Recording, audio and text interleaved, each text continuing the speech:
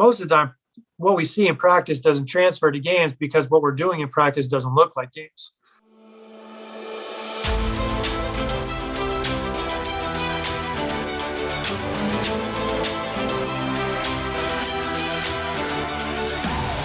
Welcome to the Coaches Club podcast, powered by Transform Sport, where we believe great coaches transform lives, athletes deserve great coaches, and coaches deserve great training. I'm your host, Luke Gromer, and every week we're bringing you conversations with coaches and leaders in sport that will help you grow as an effective teacher and transformational leader so that you and your team can reach your potential. Coaches, I'm excited to be joined by Brian McCormick on the podcast today. When I asked Brian what he wanted me to share for his bio, he just said to say that he's written some books and coached some teams, but that doesn't quite do his work justice. He has his PhD in exercise science, and he's coached basketball at pretty much every level. He's a published author of multiple books on basketball and coaching, including the 21st Century Basketball Practice, Evolution of the 180 Shooter, and Fake Fundamentals, among others. He also consults with teams and programs in addition to being a referee for multiple sports. Brian has a ton of experience and knowledge of skill development, the use of a games-based approach, and designing developmentally appropriate sport experiences for athletes. A few quick things before the episode starts. First, I read and took 30 pages of notes over Brian's book, The 21st Century Basketball Practice. Although it's a basketball book, a huge portion of the content is applicable to coaches from across sports. If you'd like to get a free PDF of my notes from Brian's book, go to transformsport.org/21st century or click the link in the show details to get a free copy of notes. Also, if you'd like to get the free podcast notes from this episode or any episode, go to transformsport.org/podnotes or click the link in the show details to get the free podcast notes. If you're already on my email list, just check your inbox for those notes. And lastly, in July, I'm launching the Coaches Club course and community. It's an 8-week online cohort course that will help you get better at teaching and leading so that you and your team can reach your potential. If you'd like to learn more about the Coaches Club course and community, you can check out transformsport.org/coachesclub or just click the link in the show details. And if you'd like to reserve your spot in the upcoming cohort, schedule a free call to talk with me today. Go to transformsport.org/free call or click the link in the show details to schedule a call to talk with me today and reserve your spot. Now to my conversation with Brian McCormick. I'm confident that this conversation will help you get better at teaching and leading. Enjoy the episode. Coaches, I'm super excited to welcome Brian McCormick to the podcast. Brian, I would love to just start here. We kind of connected via Twitter on a tweet that I sent out about basketball not being very developmentally appropriate for a lot of kids. And so I would just love to hear your thoughts on developmentally appropriate sports, but specifically basketball, your thoughts on it and kind of the research behind it. Yeah, sure. I mean, when I played, I didn't start playing on a team until I was in 5th grade.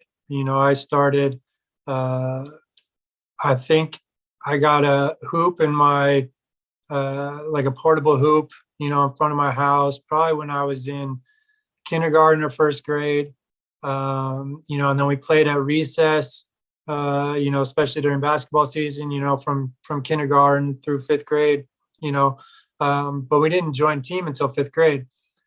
So I think people, of my age that try to compare children starting out today, to what it was like for them, and how that affects development. I think it changes things because if, I used to go out and shoot and stuff. And, I played on my own in my front yard a lot. But I wasn't, trying to get up, 300 reps with a, shooting coach or something like that. So, even if my shot hadn't been perfect, I probably wasn't doing irreparable harm to my future by messing around in my front yard, for a half hour, an hour, every day.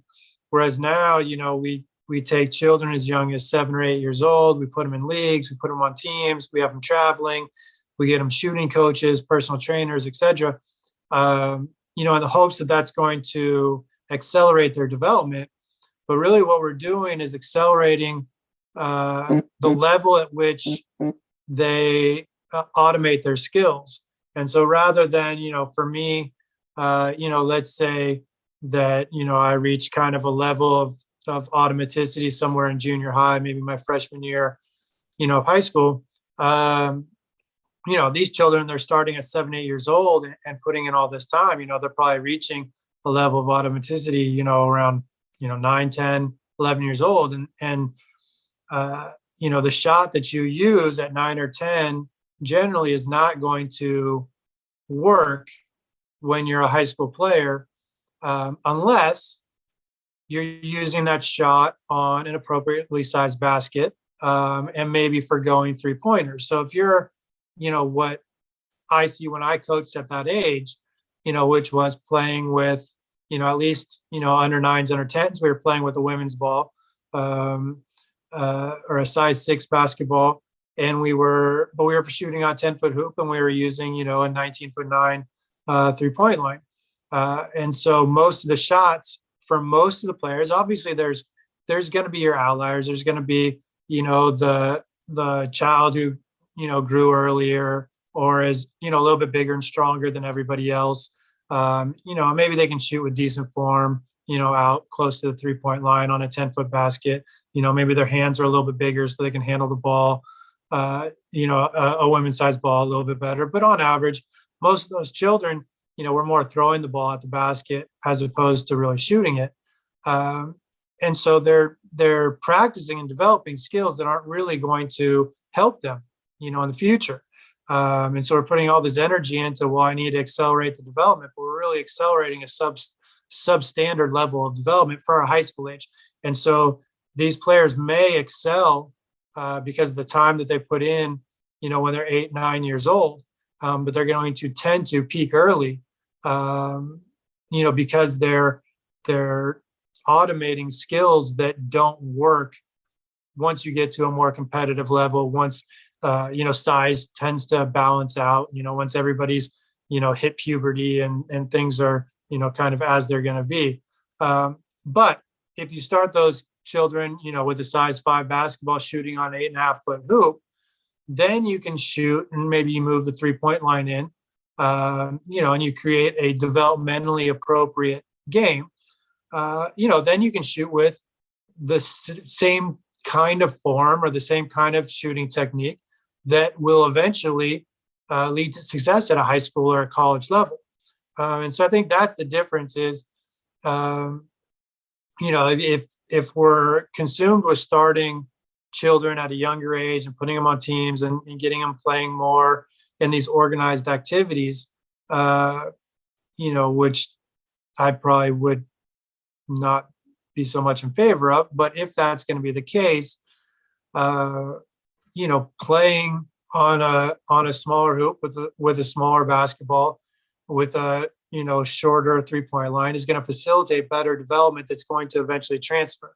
Otherwise, all the work you're putting into is developing something that you're going to have to change at a later age when the player gets stronger, becomes more coordinated after they grow, after these kind of things take place. And also I think, I'm one that anytime somebody asks me a question about, whether we should play zone or press or whatever the case may be, to me, all those questions are easily answered by saying we should be playing 3-on-3. And did I coach 9-year-olds playing 5-on-5? Yes, I did. Did we go to an AAU national championship tournament? Yes, we did. Did I play 3-on-3 as a child? Not generally, because we had too many players at recess. When I was, second and third grade, whatever, we had 12, 14 boys, in our class. And so if everybody wanted to play basketball at recess, we were playing 6-on-6 or 7-on-7. Does that mean that some kids probably went an entire recess period and never took a shot? Probably. I was one of the taller and better players at that age, so it wasn't me. But I'm sure some of my friends felt left out because they weren't ever, shooting the ball or handling the ball or whatever the case may be. And so what we tend to see is we identify or we think that, my child is really good at basketball. He's on his team. He's the best player on his team. And he's strong enough. He can shoot. He can make the 3-pointer, even if he, is really only shooting 25% or something like that, but he can make them. And so because we've identified this player as talented, they get the ball more. They get to handle the ball. They get to shoot the ball more. They get more repetitions. And so this person that we've identified as talented starts to stand out and probably starts to improve a little bit more because they get more repetition. So if, in an average game, I did a study, when I was in graduate school, that looked at the differences between 3-on-3 and 5-on-5 basketball. And the primary objective was to look just at the physical activity involved, and primarily to show that, playing 3-on-3 has the same amount of physical activity as a 5-on-5 game. But one of the other things that we saw was in 3-on-3, possessions are distributed a little bit more equally than in 5-on-5. So in 5-on-5, your point guard is going to possess the ball more than anybody on the team. And typically your point guards and your shooting guards, or your wings, are going to shoot a lot more than your post players. In 3-on-3, it's similar. Your point guards still tend to shoot a little bit more. Your wings still tend to shoot a little bit more. But the differences aren't as great. They're not statistically significant, as we say in research. And so you're closing that gap. And so we always talk about, well, post players develop slowly. And it's like, well, yeah, post players develop slowly because they never touch the ball.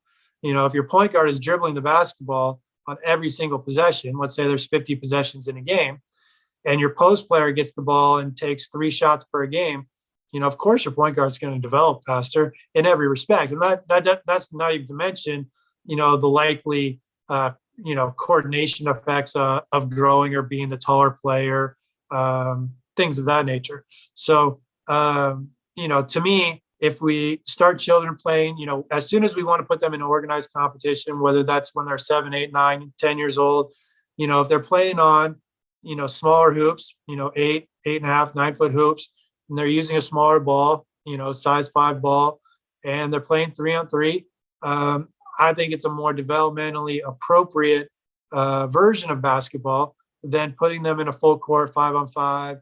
Let's press, let's play zone, let's shoot, threes from the high school 3-point line. Let's use a size 6 or size 7 basketball because that's what adults do. And consequently, because it's more developmentally appropriate, we're going to build better skills. We're going to build more confidence in players, because one of the things that's going to build confidence the most is demonstrated ability. So, it's great if that player thinks he's a shooter because he can, shoot 25% from the 3. But if we're seeing the ball go through the hoop more consistently, we're really going to develop more confidence and truer confidence, as opposed to, this wild confidence that, I can do something that some children have. And really it's probably a good thing to have that kind of wild confidence. You're probably going to end up developing more if you have that. I've written some things, about not taking that away from young children, even if it, is not exactly what we might expect or might want. But if children see the ball going through the hoop and everybody's getting more shots, part of why they're going to get more shots is there's going to be more possessions in a 3-on-3 game. They turn over quicker. You don't have to spend time running up and down the court. So you're going to get more shots total.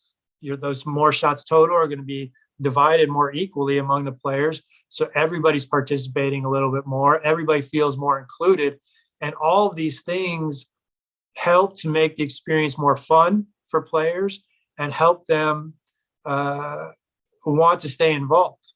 And so one of the things that, a lot of people talk about is children dropping out of sports at young ages and stuff like that. And the number one reason tends to be that it's not fun. Well, research into basketball typically shows that the things that children think are fun are shooting and getting playing time and being included, and if you're playing 5-on-5 and you're the guy that the coach goes and says, just go stand in the corner, and stay out of the way because I'm going to let my best player, go one-on-one, you're not getting a lot of shots. You're not really feeling included. You're not getting better. You're not improving. You're not getting the same opportunities. And so when we play on a shorter basket, use a smaller ball, play 3-on-3, use a shorter 3-point line, all these things are to build a game that's more inclusive for everybody, not just a game that fits, the best player at 9, 10, 11 years old, but one that's going to work for everybody. And even if, the parents of that best player think, oh, it's holding back my child, it really isn't. And even the bigger players, there's other benefits that they can get. I mean, I coached a player when I was in Europe, who basically reached his full adult height when he was like 12 years old. He was 6'2", 6'3", like as a 12-year-old. And so, obviously had advantages. He was playing still on, I think, an 8.5-foot hoop. So he was in games going up and trying to dunk. Well, that obviously gives him advantage at that age. I'm sure he probably was the best player. He dominated, things like that. But the other thing that helps him is when he, got to a 10-foot hoop, and he got to be 16, 17 years old, he was dunking because at 12 years old, dunking was realistic for him. So he was taking all these attempts, trying to dunk. And all that is basically vertical jump training. So even the taller, the early developers that maybe, could play on a 10-foot hoop at an earlier age, maybe they're strong enough, they're tall enough, maybe it's giving them a slightly unfair advantage in one respect, playing on a smaller hoop.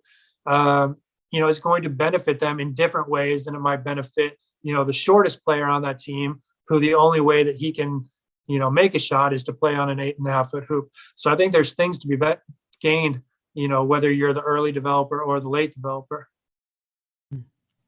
Yeah, that's a really fascinating example too. And there's so much good stuff in what you said. I love the fact that ultimately it comes back to what kids want is a fun experience. And if we make the game fit them, it will be more fun for them. I totally agree. To follow up on that, and partly this is a selfish question because it's the situation I'm in right now. I'm coaching a group of 10-year-olds, so under 10 basketball team. And all of our games are going to be 5-on-5 on a high school size court with a 28-5 ball and a high school 3-point line. In my practices, we've played almost no 5-on-5. It's been almost all 3-on-3. The only 5-on-5 stuff I've done is going through a couple baseline out of bounds and sideline out of bounds. So we have those and we'll run the play and we'll play just a little 5-on-5 out of that. Part of the reason is because when it becomes 5-on-5, all those things you described, they happen and the quality of the game just tanks in our practice. But when it's 3-on-3 and there's this space and I can add constraints that are much more easier to manage with 3-on-3, the game's so much better. So I guess my question is, like, what is the balance I should be striking in practice between, all right, we're going to play 5-on-5 when we get into the game, but I know that 3-on-3 is better for them and as far as their development goes right now. I mean, if the goal is to win, then there probably needs to be some, preparation for 5-on-5, just so, they're accustomed to it and they can have confidence in different situations. If the goal is development, I mean, I'd be spending, most of my time on 3-on-3, and you can teach any skill that's going to happen in a 5-on-5 game out of a 3-on-3 game. The things that, are harder to replicate are some of the things that happen in 5-on-5 games that most people would argue shouldn't be happening. Things like, a zone defense, things like a press, and the ease with which you can trap out of a press in 5-on-5 versus 3-on-3. So things like that. I mean, to a certain extent, it's unfair to the children not to prepare for some of these things that that they're going to face in a game. Because then you're setting them up to fail, and then likely not to enjoy the experience. If they're turning the ball over every single time because they're seeing a trap that they've never seen in practice, they're probably not going to enjoy the experience so much. So it's a balance that way. I mean, but from a developmental standpoint, you can teach anything that you need to teach that applies to 5-on-5 out of 3-on-3. And then you can build from there. And, once they start to see some success with it in 3-on-3, then you can add a fourth player, fifth player, stuff like that. So that you're kind of building, even like building against the press. When I coached under nines, we used to start practice, 1-on-1, then 2-on-2, then 3-on-3, playing full court, and then build into 4-on-4 and 5-on-5 towards the end of practice. But everything that they were going to see in 4-on-4 and 5-on-5, they'd seen the beginning of it in 1-on-1, 2-on-2 and 3-on-3. So they, in 3-on-3 there'd be a trap. 2-on-2 we try to trap, and so you have the dribble option or you have the pass option. Can you make that pass through the trap? Do you know as a teammate where to move to create a passing lane for your teammate who's trapped? Same then when you go to 3-on-3 and you're trapped, you have two passes. Can you make the right one? There's one help defender in that situation. So you basically have to read, which of the two players is open. Can they create a passing lane for an easy pass as opposed to standing still and letting the one defensive player, guard both of them? Then 4-on-4, you build the same way. And so I think you can teach all these things and really give them the tools to be able to play in the 5-on-5 situation. But they should, if they're playing 5-on-5 in their leagues, they should play some 5-on-5 in practice so that they're accustomed to it and they're aware of it, and they understand where that second help defensive player is coming from, or if they're going to see a zone, where should they be cutting in the zone? Where are the gaps? Where generally speaking, without having to put in a complicated offense, just how do you attack a zone? Okay, well, we're going to attack a zone by trying to create an overload against them, or we're going to attack it by trying to get the ball into the middle, or we're going to attack it just by screening the outside of the zone and using dribble penetration, whatever your attack method is going to be. But you're giving them the tools that when they get in a game, they're in a 2-3, okay, against a 2-3, we can do this or this. If they're in a 3-2, okay, well, we want to attack here and here. So that it's not a totally foreign concept, in the game. And every time they see a 2-3, they just stand around, look at each other because they don't know what to do. Yeah, absolutely. Yeah, that's a great point. That's helpful for me as I'm even thinking through planning my practice tonight with these fourth graders. So I appreciate that perspective. Here's my next question. And I just finished reading the 21st Century Basketball Practice yesterday. Really enjoyed it, and it just challenged me to, examine some of the things that I'm doing in my practices and in coaching. We worked on this in practice. Like that, I think, is a favorite phrase of the heated coach when their team is struggling to do something in a game. And I think that it's an indication, obviously, that what you're doing in practice isn't transferring to the games. Would you talk about what are the primary reasons that coaches' practices aren't transferring to games? Okay, sure. Yeah, I mean, to me, the reason why most practice drills don't, there's probably two reasons. One is we expect immediate improvements, right? So, just because you've said something to me, or just because we did one drill one time, doesn't necessarily mean, even if I can perform it okay in practice, doesn't mean that I'm going to perform it okay in a game, and even at the level that we're talking about, with fourth graders, what rate of success should we expect? Do we expect 100% success rate? Do we expect a 50% success rate? Even on something that we quote unquote say that the players have mastered or really learned, really understand, can really do, what success rate are we talking about?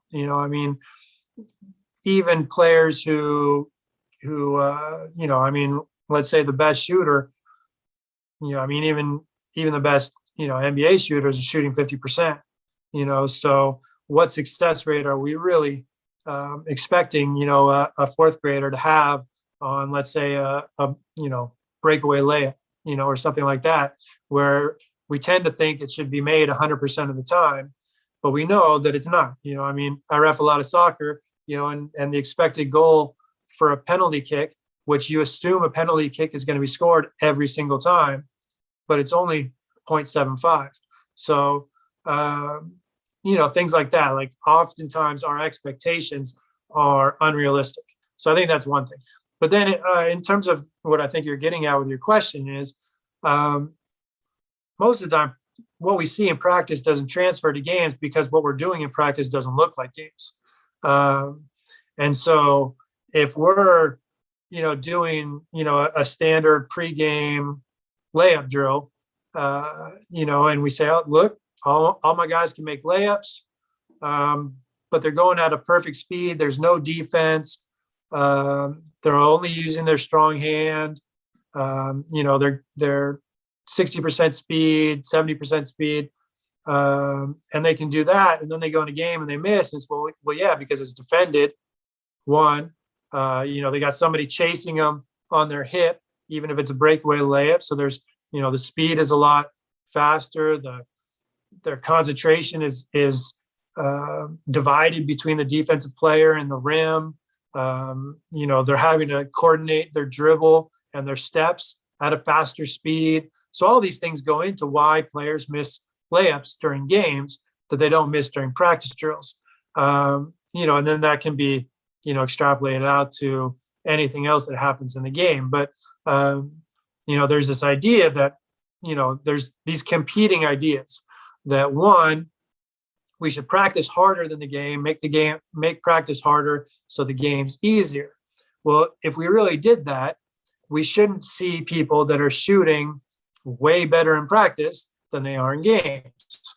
If practice is that much harder than games, then games is where we should be performing better than where we're performing in practice. The competing idea then is the idea of game slippage. Well, of course we don't, shoot as well in games because there's defense. It's like, well, then why don't we have defense in our practice drills? If defense is what's causing us to miss more shots, then why aren't we practicing against defense? If defense is causing us to turn the ball over, why aren't we practicing against defense? It's not a matter of game slippage. It's a matter of the practice drills not aligning with what happens in games or what causes the mistakes during games.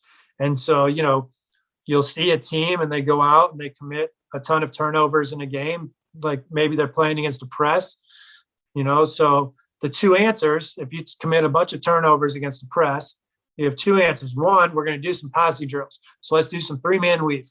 All right. Or we need to put in a new press break. Okay. Neither of those two is going to solve the problem of, I'm pressured. I make a faster decision or a rush decision because I'm pressured. Because I'm rushing, I don't see that help defender running into the passing lane. And consequently, I turn the ball over. Or maybe I see him late, and so I try to hold my pass and I travel, whatever the case may be. That issue isn't caused by the press break. That issue isn't caused by something that you can practice in a 3-man weave drill. You can only practice and improve in that situation if you're passing while being pressured, while there is a defensive player trying to steal that pass. And so whether you do that in a specific passing drill, something like, a keep away game, or whether you do that in a small sided game, 2-on-2, 3-on-3, whether you do that in a small side disadvantage game, like 2-on-3 or 3-on-4 or 4-on-5, that's how you practice that situation. You don't practice that situation by doing a 3-man weave drill or a, 2-person across, and we're going to shuffle down, just passing chest passes back and forth. And you don't solve that problem just with a press break. Our adult mindset, because this is what you hear from parents, yelling at you as you're coaching, that press break doesn't work. No, the problem's not the press break. Okay. And giving players more strategy which essentially is what your press break is. It's the coach's strategy to defeat your opposing coach's strategy, isn't going to solve the problem of not being able to see that defensive player running into the passing lane because I feel pressured. I need to, one, learn how to handle pressure so that I don't rush my decisions and I have more vision of the court. When I'm the pass receiver, I need to realize when and how I can create a passing lane to make it an easier pass for my teammate and to take that defensive player out of position so that the defensive player is unable to steal that pass. Again, it doesn't matter what the press break is. If the press break is, X to Y to Z, but a defensive player, I laugh even at the college level, we just set up press breaks. We don't even call them press breaks, but we just set up our alignment. And if somebody's trying to run a diamond press, they're going to be super aggressive. We just throw over it. And teams can't adjust their press. So they just take the press off. After we've got a couple of layups or wide open threes, they take the press off, right?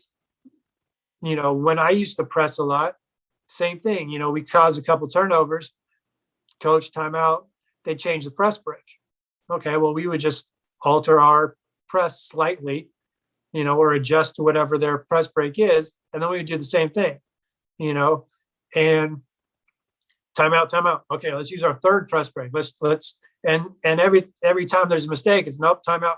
I have to change where you are standing. The answer isn't where you're standing.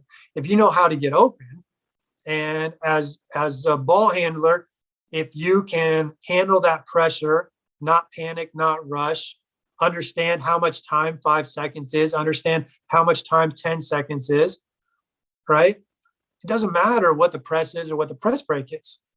It's only if I can't handle that pressure and my teammates don't know how to get open, generally speaking, that I need to, call timeout so I can tell them specifically where to get open against this specific press.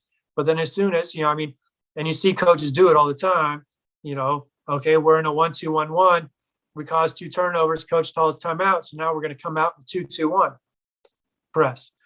And now whatever adjustments you just made to your press break don't work because we're in different positions. So you call another timeout, and now you've used all your timeouts and we're just switching presses back and forth. Now, is that how youth basketball should be played? No, that's all about coaching. Okay. It's not even coaching. That's all about using the coach's mind, or using the coach's strategy, using the coach's experience, so the coaches can have this game and they're just PlayStationing their players. That's what, Innovate FC on Twitter calls it PlayStation coaching, because we're just trying to see which coach has the most knowledge that can outwit the other coach. Instead, teach your players how to get open, teach your players how to handle pressure. It doesn't matter what the other team does. You can always get open. Yeah, for sure. There's no strategy that's going to make up for a deficit in the ability to read those visual cues and execute skills with it. So here's my next question, kind of a follow-up to that.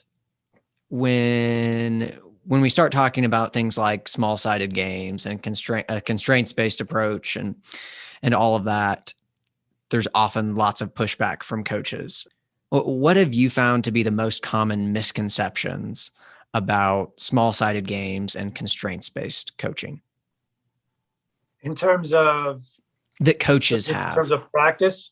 Yeah, using it. Like, what are the misconceptions that coaches have about it that make them push back to it or not want to embrace it? I would say the biggest one, so to tell it in story form, when I was coaching junior college, Division I coach comes to practice, watches practice, talks to me afterwards. Man, really like what you do. Good stuff. Blah, blah, blah. Do you ever do any skill development? I was like, I don't know. I thought the whole practice was skill development. Like, what'd you see? Because, the basic practice was, we did a dynamic warm up at the beginning, which I tend to do, and then we probably did one block shooting drill. And generally speaking, our practice would have a guard post breakdown, which is usually one-on-one areas where we typically get the ball. Then we usually play 2-on-2, half court. Probably did a transition drill, either 2-on-2 rabbit, 2-on-2 or 2-on-1 with the chaser, or maybe a 5-person transition drill. Probably played 3-on-3. And then we scrimmaged 5-on-5. Probably did another contested shooting drill, shooting drill that involves defense. And that's a typical practice, and so because everything except for the first 2 drills, the dynamic warm up and, the kind of block shooting drill, everything else involves offense and defense. And so the coach doesn't see that as skill development. They see that as playing. And so to me, that's the biggest misconception is that to develop skill, you have to remove the skill from the game. You have to remove the person from the game. You have to break down the skill into segmental parts, and then eventually sometime in the future, put all those parts back together. To me, if we're just, doing an uncontested passing drill or uncontested shooting drill or running through our offense 5-on-0 or whatever, to me, that's not skill development. I think to really develop skills, we have to be able to use them against defense because that's what happens in games. And so it doesn't matter if you're a practice hero and you can shoot, 90%, during practice, if you shoot 20% during games. I know some NBA practice statistics that I'm not supposed to talk about, but let's say player 1 is one of the best shooters in the NBA. And on his team is player 2, who is known as a shooter, but the percentages do not stand up to kind of his reputation that he developed coming out of college. Let's say over the last year, the team, tracks all their practice shots, scrimmages, open shooting, all the drills that they do, whenever they're in the practice facility. They've got Noah and they're tracking all their shots. So player 1, one of the best shooters in the NBA, I believe he was, I'm off the top of my head now, but I'm pretty sure he was around 65, 70%. I think it was just over 70% on all shots and about 65% on 3-point, or 64%, something like that. The other guy, player 2, who's, not, has the reputation, but, his percentages, I'd be surprised if he shoots much over 32% right now from the 3-point line. He's over 80% on, 3-pointers during all these practice activities. Now, I'm not there. I don't know the differences between the practice. Maybe it's because, player 1's getting more reps, during their scrimmages, and he's getting a lot more shots during scrimmages, which is lowering his percentages. Maybe player 2 knows that he's not shooting as well in games right now, so he's spending a lot more time, on a gun or something, just shooting by himself, catch and shoot. So that's why his, percentages are going up. Point is, would you rather be one of the best shooters in the NBA and shooting 65% in practice, or would you rather be shooting 80% in practice and shooting, let's say, 33% during games? I think most people would rather be considered one of the best shooters in the NBA, regardless of what they shoot in practice. And so, to me, that's one of the reasons why our team, over 3 seasons was one of the best shooting teams in the country, because most of their shooting percentages transferred pretty well to games. We didn't have, we had 2 players that, in practice were shooting absurdly high percentages, but most of our, shooters, especially in the last season, were fairly average shooters from a practice standpoint, but they were fairly average, to better than average shooters during games. Their practice percentages were transferring a little bit closer than, players who are, kind of practice heroes, but then they can't shoot during games. And so that to me is the big misconception among coaches who don't embrace constraints learning or don't embrace, small side games, is that we think of skill development as something outside, and it can't be fun. It has to be hard. We look at, Erickson's definition of deliberate practice.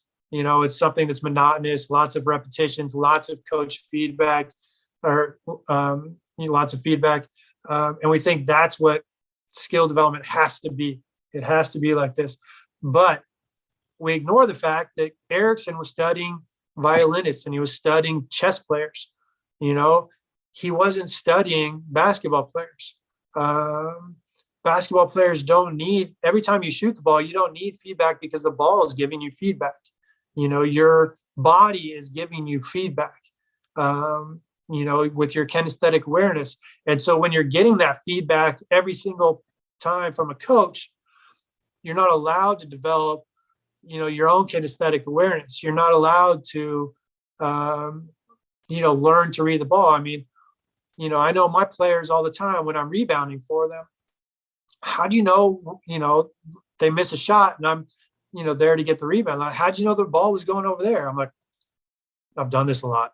I've rebounded a lot of shots, like I can see where the ball is coming off your hand. I can see, just see the fly of the ball. I know where the ball is going to go. I know how, if it hits this part of the rim, it's going to go this way. But if it hits, an inch differently, then it's going to go that way. Like, I can see those things because I've rebounded, one, starting at a very young age and, shooting by myself. I never had a shooting coach. I never had a personal trainer to rebound for me. My dad, rarely came out to rebound for me. I usually played, I'd play horse with the guy that lived across the street from me. I'd play one-on-one games with the girl that lived across the street from me, but all of those, I was rebounding my own shot. I was, if I'm shooting in my front yard from an hour, I'm rebounding every single time, I shoot the ball.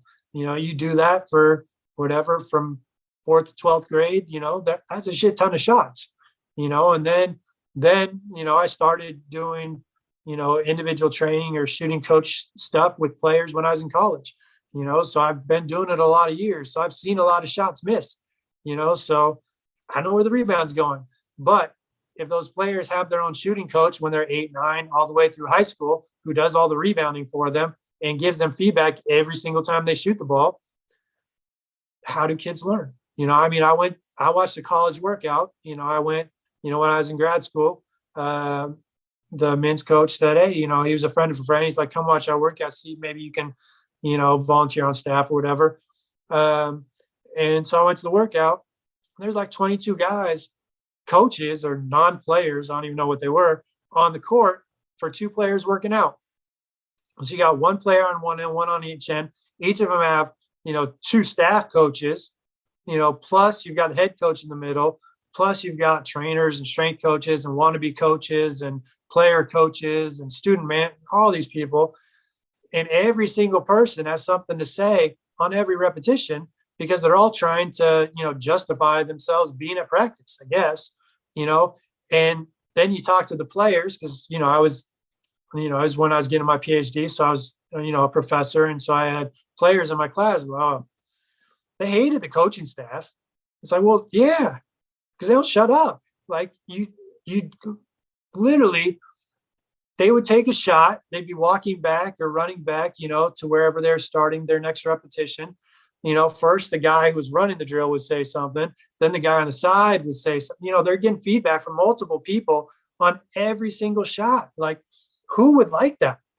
If every time you typed on a keyboard while you were at work and you had your boss over your shoulder, nope, should have been an H instead of an M. Nope, should have been. Like, nobody can work like that.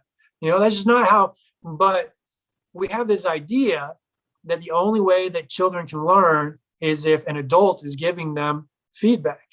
But what we're really doing is we're trying to substitute our knowledge at the beginning, but we're impeding because we know that, children, an 8-year-old doesn't know a lot about basketball, right? Makes sense. So he needs a lot of feedback to tell him everything he doesn't know, right? But what we're really doing is we're taking this short-term, or creating a short-term learning where, okay, yeah, like maybe that player is going to progress slightly faster because, the adults giving them this knowledge, and maybe they make a correction at a young age that gives them a slight benefit over somebody else. But over the long term, what we're doing, especially if that continues over, some or most of their career, is we're taking away their opportunity to learn. And so I wrote an article one time about this, kind of reflecting back about when I was in college, and I was the first time, a mother hired me to work as kind of the private trainer with her daughter. She was, I think, 10 years old. And so we used to meet down at this court in Palisades, and, she learned pretty quickly, and so, when I had played, I never did, fancy drills or stuff like that. I just caught the ball and shot, and if I wanted to learn how to dribble through my legs, I just dribbled through my legs. I didn't have any drills to do, so but now I was an individual trainer, and what do individual trainers do? They give players drills. So I would go and, if we were going to work out at 3:30, I would get there at 2:30, and I would come up with drills that I could do with this girl to teach whatever I wanted her to learn. So I was practicing on my own, learning these, teaching myself, and, oh, yeah, this would be a good drill. Okay. Oh, I saw this. Well, what if I change it to this? Right. And so she did all the drills, and, she improved a little bit through doing the drills. But, when I started to think about it, I was doing all the learning because I was coming up with all the drills. I was coming up with all the ways for her to improve. She was just following my directions. And so, because the drills were pretty good, they kind of attacked what she needed to work on. She improved a little bit, but she never really developed the autonomy to develop things for herself, to really look at her own skills and go, yeah, I need to work on this. Okay, how can I work on this? Oh, well, if I did this, then that would really challenge me. And so that'd probably make me get better. So I'm going to do this. Okay, now I'm starting to get, okay, now I need to do it faster. Okay, what next can I add to it? And so because she never did this, because I was doing it for her, she improved a little bit, but I don't even think she ever played varsity basketball. Right. So what's the point? She got marginally better as a 10 or 11-year-old, and her career ended somewhere. I lost track of her because I moved away when she was probably 14 years old. But, if you hold back some of that knowledge or hold back some of those drills, now when I coach with my college players, I rarely use those drills. I'll tell them, look, you need to do this. We want to, work on your ball control. All right. You've got to come up with a way to do this. Okay. And now I want you to do that, but I want you to change the rhythm every single time. Okay. Now I want you to change the rhythm and the timing. Okay. Well, what do you mean? I don't know. Figure it out. Like this? Yeah, you're getting there. Okay. What have you tried this? Oh, I got you. Okay. So I'm forcing them, like when I do individual workouts with my players. And again, I'm talking about college players. So it's they're going to have a little bit more maturity, a little bit more awareness, hopefully. So it's a little bit different. But when I do individual workouts with my college players, they have to come and tell me what they want to work on. And they can't just show, well, I want to practice my shooting. Okay. Like what? And I'm not going to answer the question for them. Well, I just want to get better shooting. Okay, then go over there by yourself and shoot more. When you have something specific, like I'm not just here to be your rebounder, like because you want to get shots up, and our school can't afford a gun, right? Like I'm not just your substitute gun. Like if you just want a rebounder, you got to find a teammate or get a boyfriend on the men's team. Okay, one or the other. I don't care, but I'm not just in the gym to rebound for you. Right. So you need to tell me, you need to come in. Oh, so, one girl came in, she said, I'm a pretty good shooter, which she was. She shot 50% from the season from the 3-point line. Right. I think I need to improve. Like when I start to get tired or breathe heavy, I don't shoot as well. All right.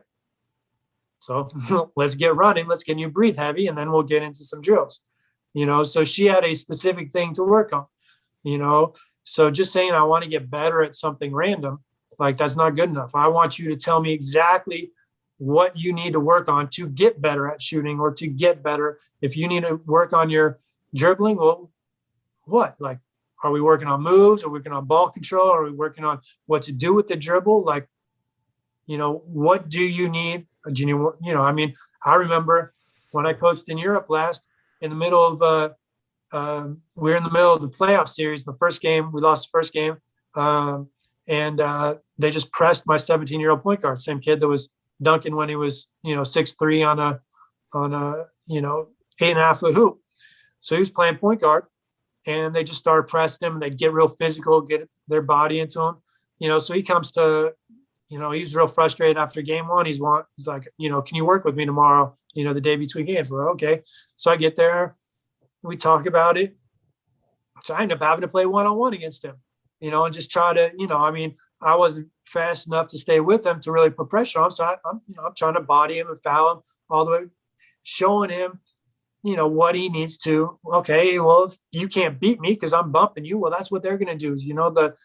You're in a men's league. Like, those 26, 27-year-old men are built differently than your 17-year-old self, even as an earlier developer, right? So you got to do something other than trying to outstrength them, right? That's not going to work. You're not going to outstrength me, right? So what can you do?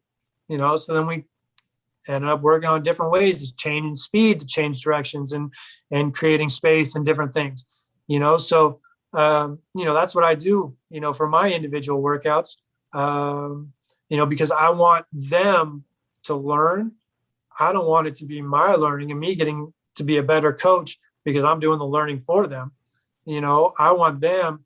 And so I think that, it happens with a lot of children. They just don't develop the awareness anymore because they're getting so much feedback. They're starting so early. They're not going out shooting, just on their own. They only shoot when they have an appointment with a shooting coach or a trainer or whatever, or maybe at practice. They only shoot at school if they've got the gun, so they don't rebound anymore. Right. So now, people, oh, well, these kids, they're just not good rebounders anymore. We never asked them to rebound anymore. They're either shooting with a coach or they're shooting on a gun. When do they rebound? It's like, let them shoot by themselves and they'll start to learn how to rebound a little bit, let them shoot with friends, where you take turns, then you can see where you can start to learn and see, the flight of the ball and where the ball is going to go. There's a lot of things about old school basketball that are, still appropriate and still would help players.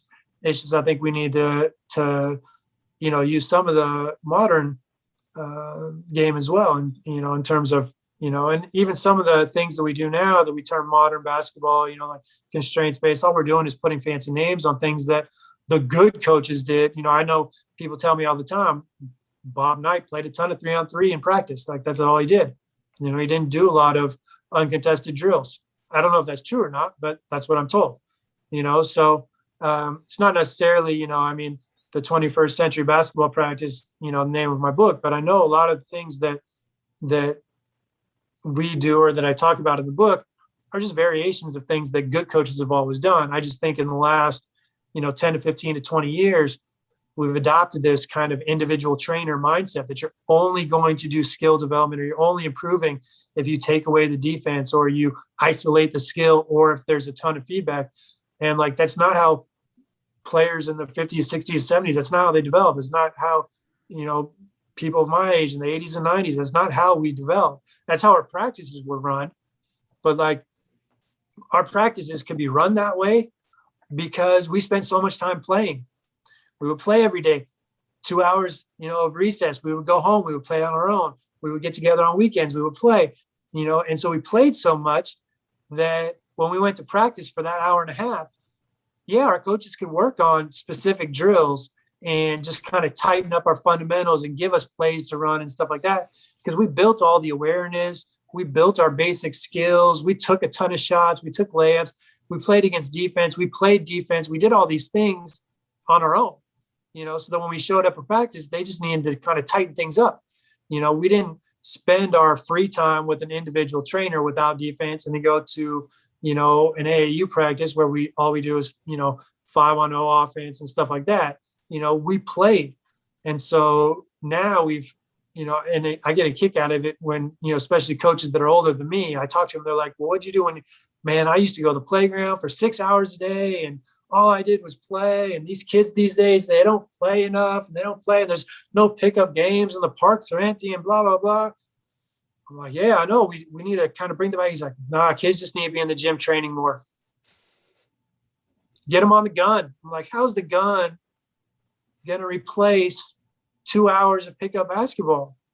Like, we're not even talking about the same things anymore, And so I just think that we've gone to this idea. We've, whether it's because of Erickson or because of Gladwell's book that, kind of messed up his theories, whatever it is, but we have this idea of learning happens when adults are in charge.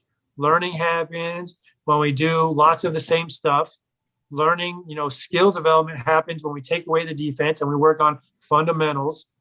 And none of this is true. And none of it's how most coaches learned how to play. And it's not how the great players learned how to play. And, we just ignore these things because that's just, it's kind of, that's how you go to school, the teacher talks and you learn. It's not how you learn in school. It's not how you learn in sports. Yeah. That's fantastic. I have 2 rapid fire questions for you. Just want to know the first things that come to your mind before we finish up. They're kind of fill in the blank sentences. So the first one is this: I wish I would have known blank before my first coaching experience.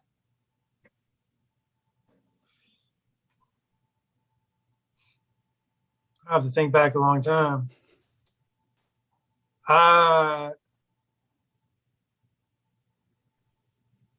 Probably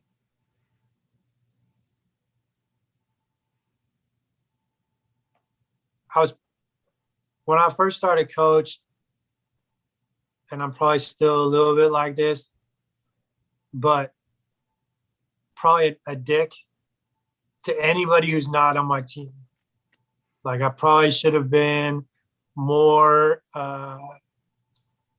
cooperative with other coaches, with referees, other teams, stuff like that. Like, I am definitely kind of you're on my team or you're not, and I'm going to do everything for my team, and so I probably should have been a little bit more mature. I mean, my first coaching job, I was probably like 17 years old, so I should have been more mature when I started coaching. Yeah, I like that. That's a good response. Takes some humility to admit it. Last one. I know I'm successful as a coach when blank.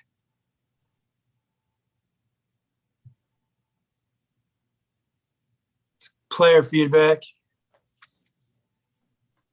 Like, at the end of our season, again, with college players, I had them answer a couple questions. Mainly, I was just trying to get feedback so I knew what worked for them. So what I could help the next group with. Junior college, so much turnover year to year. My goal was, to improve from year to year to help, the next group more than I was able to help, the first group. And so I think, I coach for the players. So, I'm not really so worried about what other coaches or what other administrators, what they say to me. It's the player feedback, both from seeing them clearly improve, being able to do things, from things that they say, stuff like that. Yeah, that's fantastic. Well, Brian, this has been awesome. Last thing, would you just tell people how they can connect with you and or get any of your resources and books? Yeah, sure. Probably Twitter is the best to connect, at Brian McCormick on Twitter. Books are available on Amazon. I think all of them are available on Amazon now. Some of them that may not be available as paperbacks on Amazon are available at lulu.com, lulu.com, /spotlight / Brian McCormick. And then I have playmakersleague.com website, has a lot of information on small sided games. It has research, about a lot of things that I talked about, small sided games, and then also basket heights, ball size, et cetera, et cetera. And then 180 shooters, more my kind of personal website that's more or less just devoted to shooting.